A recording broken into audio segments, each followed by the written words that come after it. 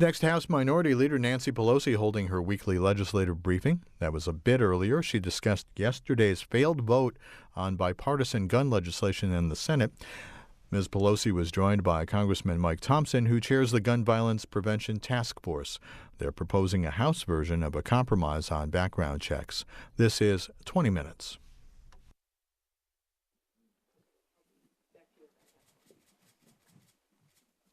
Good morning. As we gather here this morning, people are gathering in Boston for a prayer service.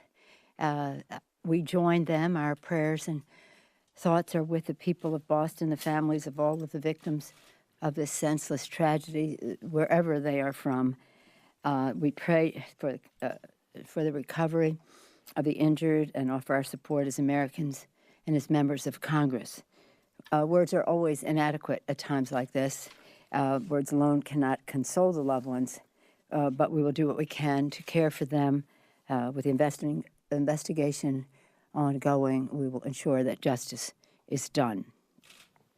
As we watched the developments in the tragic fire in the West outside of Waco, we offer our condolences there too to the families of all those killed and injured in the blaze, and do what we can to assist in the ongoing response and recovery efforts. Life is fragile. It's you never know from one day to the next. As our hearts are still in Boston, our concerns across the country for those who are in pain, our work continues here in Washington, D.C. Right now, the focus is on adopting a budget that reflects our country's values, creates jobs, and strengthens the middle class.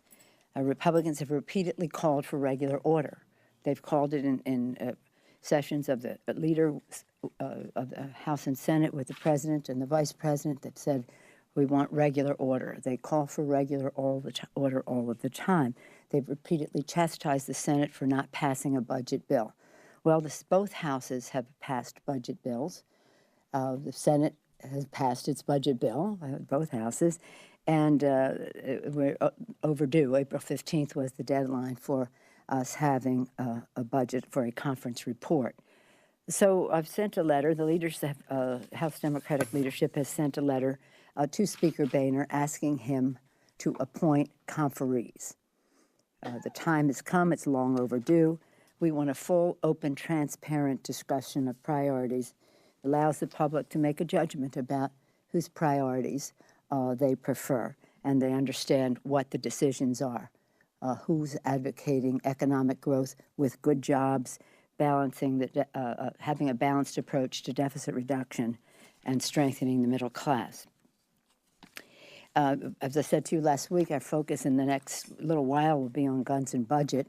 Talked about budget. I'm pleased now that we've been joined by my colleague, Congressman Mike Thompson of California. Congressman Thompson is a Vietnam vet, a wounded Vietnam vet. He's a gun owner. He's a hunter. He's the head of our task force on gun violence prevention, and he is a co-author of a bipartisan bill in the House with Peter King to put forth the Manchin-Toomey compromise that failed so sadly in the Senate last night. We are so disappointed. Our sorrow was expressed so appropriately by President Obama last night. I invited Mike to join us here to tell you where we go from here and to answer the question the American people are saying, what can we do to change this? Mike, would you speak to, and thank you for your leadership. Well, thank you, Leader Pelosi. It's a pleasure and an honor to join you and to talk about and to answer any questions that you guys may have on gun violence prevention. It wasn't just the Toomey Manchin amendment that failed last night, as I think everybody knows. It was everything. It was gun trafficking that failed last night. So this is if you're confused by the vote, like I'm sure the 93% of the American people who believe we should have background checks are confused, you're not alone, because this is just unexplainable. What I can tell you is it's not going to slow us or deter our work in regard to gun violence prevention one bit. We met this morning with the vice chairs of the task force. The Senate leader, Reid's staff, was over to brief us.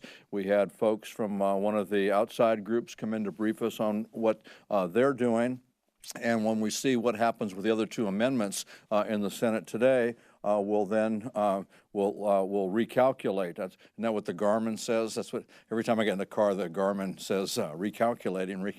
We'll recalculate and get our bearing, and we're going to go forward on this. The American people want their Congress to take action to make their communities, their neighborhoods, their workplace, and their schools safer. And we can do that while protecting the Second Amendment. We've proven that with the bill that Peter King and I introduced here in the House. It does all of those things and protects the Second Amendment. It makes sense to do it. It has wide support of the American people, and we'll figure out how to make sure our colleagues who didn't get that memo get it, so they understand that the people that they represent want these common sense steps taken. Thank you very much for your leadership and for your optimism that something will be done, because something must be done, because that's what the American people expect and what they deserve.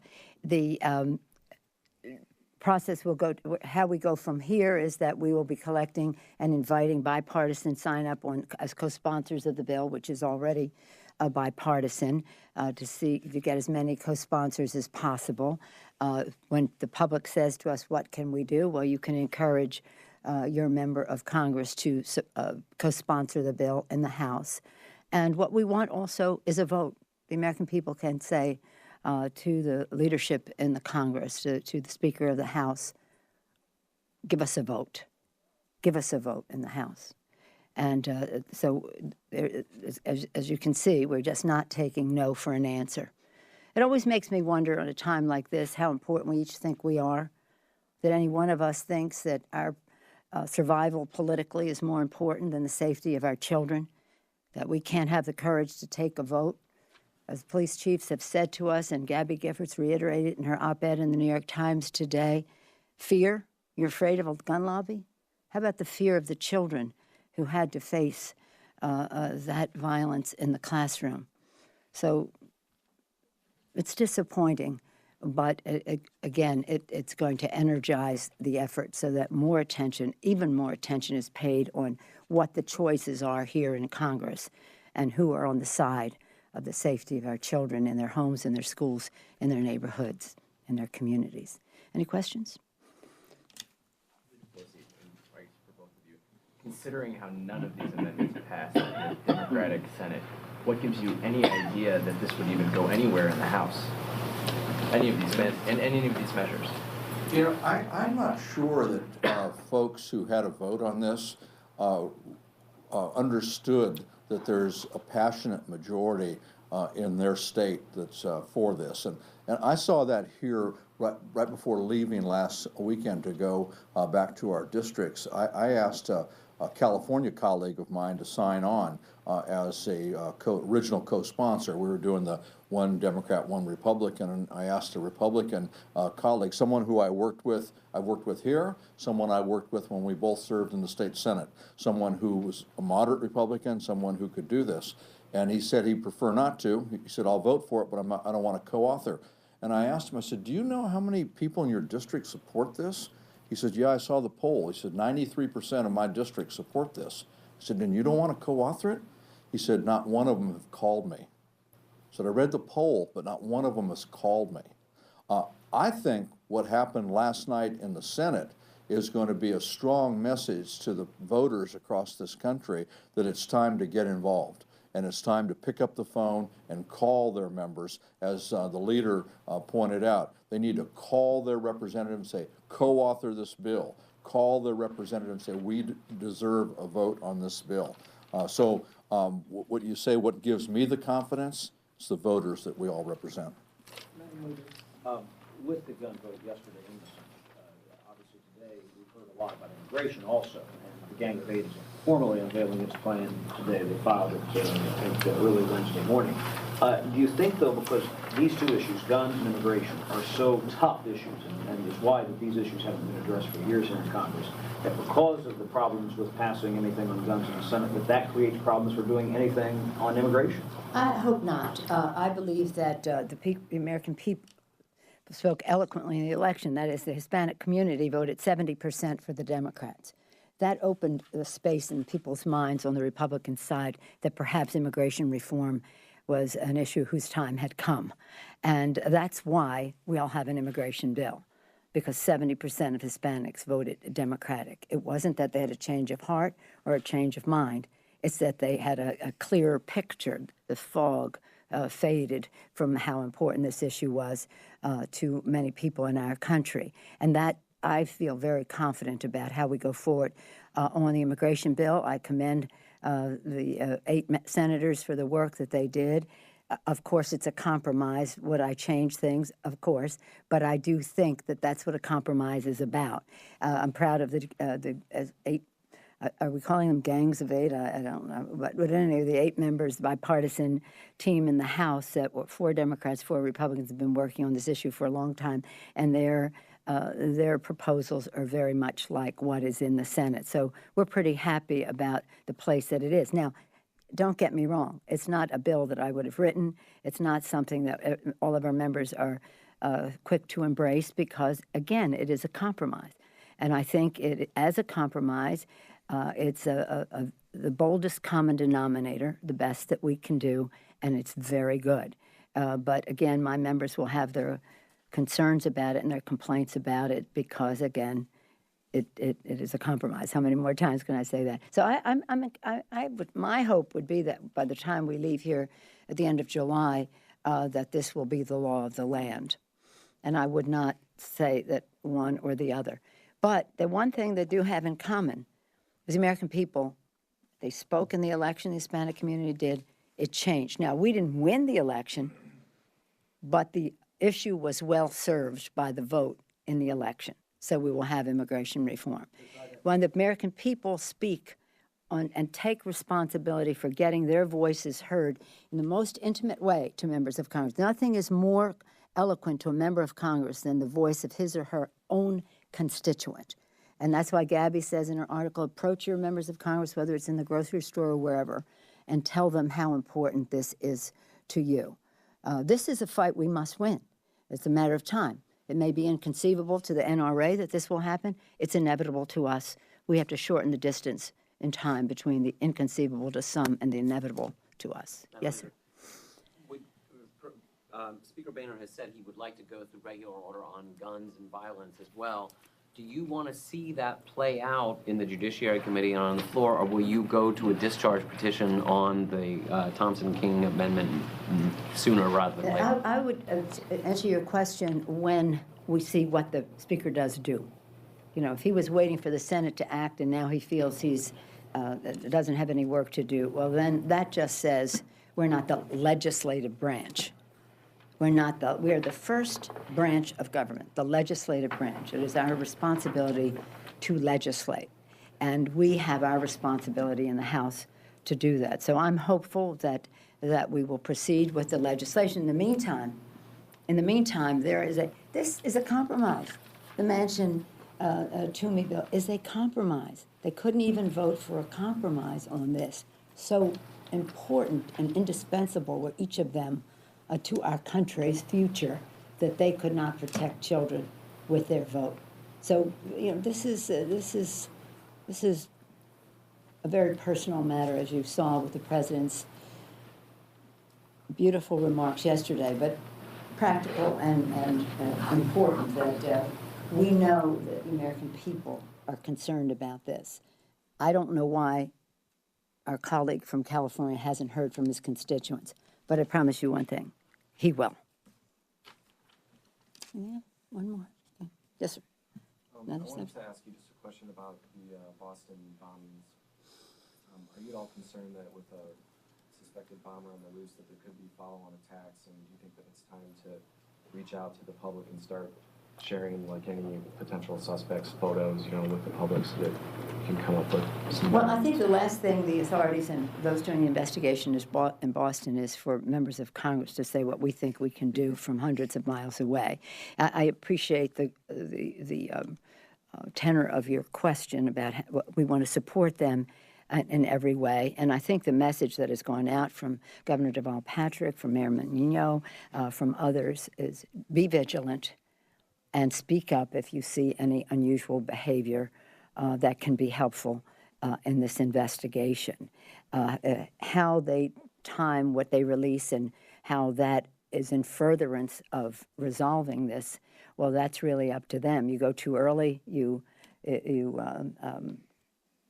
might lose an advantage. And timing is everything, and these apprehensions, as you probably know. So I pray for the people, and I know that justice will be done, and I think we should respect those on the ground who are doing the job they do. I do know that this is in the forefront of concern to the President of the United States, to members of Congress and the rest. So we and the Congress stand ready to help in any way we can. The leadership of the President has been well respected, and I think that I'll just end with that.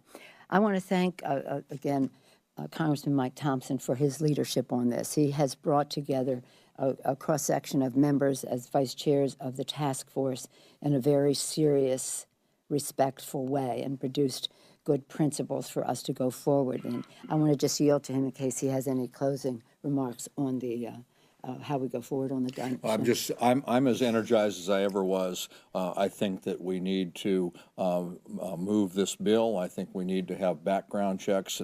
It's inconceivable to me that someone could believe that you can keep guns away from criminals and the dangerously mentally ill without, at a minimum, having a background check. And I've told you guys this before when you've asked me, you cannot be against criminals and the dangerously mentally ill from getting guns and be against background checks. It's our first line of defense, and we need to step up, we need to be responsible, we need to get this passed.